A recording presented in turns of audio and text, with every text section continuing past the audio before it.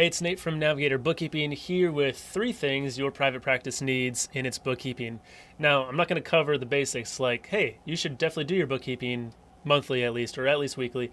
And hey, make sure you do it as accurately as possible, reconcile, things like that. I'm talking about next steps after that as far as doing your bookkeeping. So here's the first one. Be specific in your classifying transactions. So what does that mean? I mean, don't put everything in office supplies. Sometimes we see books, there's meals in there, there's travel in there, everything's in office supplies. That's kind of a catch-all. Be as specific as possible with your classifying. So that means even if you're doing travel, split that into different types of travel. This is for a conference. This is for meeting a new employee. This is for a team get-together. Split it up. And that goes for all things. You can split up revenue to cut it into a couple different revenue bands. You can do your clinician pay. Make sure that's specific by whether people are paid a certain way or maybe the part-timers versus full-timers, different locations. There's a lot of ways to do it, but the more specific you classify, the better information you're going to have because you're going to be able to get more insights from that information. If you're super basic with your classifying, just put everything in a couple big buckets like office supplies, advertising, maybe some job supplies, which is super generic. That doesn't really help you when you're looking at your books. It doesn't help you when you're looking at the financial story of your business. So be specific, be full of information as much as you can, and then when you look at your books and you review your information, you're going to have a lot of actually helpful takeaways from that. That's number one. Second one, clinician profitability. Now, this is going to take a couple steps. If you're not classifying specifically, this isn't going to help. Clinician profitability means, is there a way that we can look at our clinicians and see how much profit each of them are bringing in for our practice? Now, why do we want this? It's not to fire someone who's not that profitable or give someone a raise who's super profitable, though in extreme circumstances that could be the case. Really what this is going to tell you is, what's the best way to pay my clinicians? What's the best way for them and for me as a practice owner for them to get paid? Is that using a split? Maybe it's a 60-40 split, maybe it's a 50-50 split, with maybe some, if they bring in this much revenue, we're moving that split up.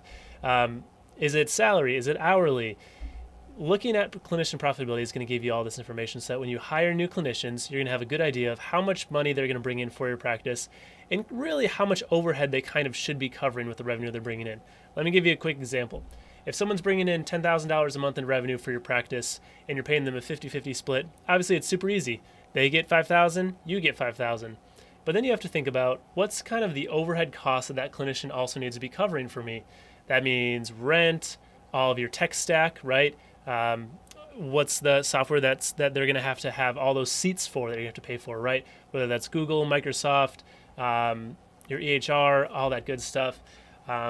What's kind of the full cost they're taking on, right? So covering all those costs and figuring out what's kind of the break-even point every clinician needs to get to. Now, I'll give you a quick hint. If they're bringing in around $10,000 a month, they're probably going to be pretty profitable. This is really going to be more of a case when you have people bringing in $4,000, $5,000, $6,000 a month or less, and you're trying to figure out what's kind of that amount I need my clinicians to get to be profitable for me. And this is what the clinician profitability table is going to do for you. Now, this is really just a pretty simple spreadsheet that we make for our clients. If you would like a copy of this, I would love to send you one. You just got to email me and I'll send it right over to you. All right. So my email is below.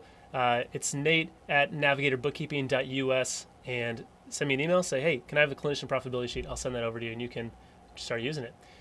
So you get that clinician profitability sheet, fill it out monthly, check it out, and you're going to all of a sudden have a lot more information about how to hire and how to pay clinicians in a way that's profitable for you and makes sense for them too. Because obviously we want to treat our clinicians well and pay them in a sustainable way as well. So that's the second one. The third one is you need to find your margins and track them frequently, right? Now, what are margins? There's a couple different margins. That sounds like kind of a crazy accounting term maybe if you're someone who doesn't like numbers and financial numbers that much. Margins just mean basically how much money are you keeping on the revenue that's coming in. So we have 2 types of margin that we're talking about most of the time.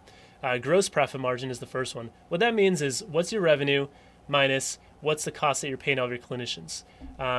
Usually for most practices, this is going to be somewhere, and I'm giving you a big range here, but somewhere between 40 and 60%. If you're a solo practitioner, it's going to be higher. If you're a large group practice, it might be lower as you add on benefits and things like that. But really what this is saying is how much money is staying in the practice after paying all of your clinicians. Now, the clinician profitability sheet that we just talked about is actually going to help you figure this out. But basically, if you're running QuickBooks, you'll see this noted as gross profit margin. To see this, though, you're going to have your clinician pay, benefits, things like that set up as a cost of goods sold or a cost of service. If you don't have it there, you're not going to see this margin. I do like putting my clinician pay there because it gives me a good idea of how much money am I actually keeping after paying everybody. And then I can start looking at overhead costs. So that's the first one, gross profit margin. The second one is net profit margin. Net profit margin is basically how much money am I keeping at the end of the day. Now, this isn't going to include distributions, owner's distributions, but it will include owner's salary.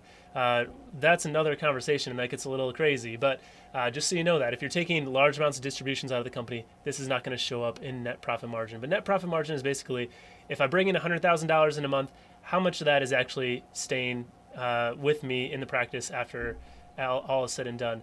Let's say you bring in $100,000 in a month in revenue, you keep $10,000, your net profit margin is 10%, right? Those numbers make it easy, but that's what it basically is. Now you want to track these monthly and look at them, put them in a spreadsheet so you can look at them month over month, year over year, and kind of see where you're trending. Okay, what's my normal gross profit margin? If it's normally 50% and 1 month it's all of a sudden 30%, what happened? Were there like an extra pay period? Did I hire some new people? Did my benefit prices increase? Something like that. But when you're looking at those monthly, you're going to have a really good idea of whenever something changes, right? If it's usually 50, all of a sudden it's 30, all of a sudden it's a red flag. Hey, I need to look at this. Net profit is the same way. That's going to tell you more any changes that are happening with your overhead expenses. So if my gross profit margin is the same for a month, say it's 50%, stays around 50%, and my net profit margin is usually 12%, but this month it's 2%, what happened there? Did I pay myself a lot more in salary? Do we pay 2 rent payments for some reason? So these are just going to be really high-level indicators that if you look at them monthly, you're going to have a great idea of what's happening in the business, and you're going to have a really nice little warning whenever something changes drastically. So I'd say definitely create a spreadsheet for yourself.